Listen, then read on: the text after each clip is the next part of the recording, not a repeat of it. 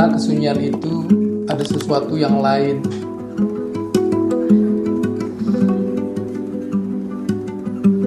Bukan kehadiran yang nyata, tapi cukup terasa.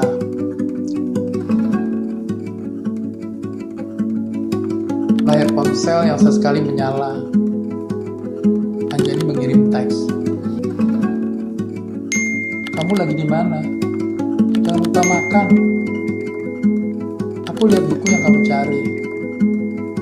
Perhatian itu tidak salah, tidak juga berlebihan, namun cukup untuk membuat Raka serba salah.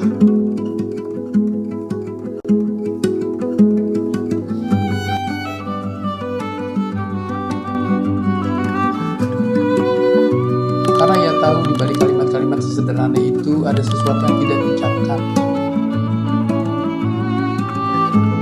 Dan dia tidak membalas perasaan yang sama. Di satu sisi ada seseorang yang selalu hadir, dekat, nyata. Di sisi lain ada seseorang yang jauh, tapi selalu tinggal.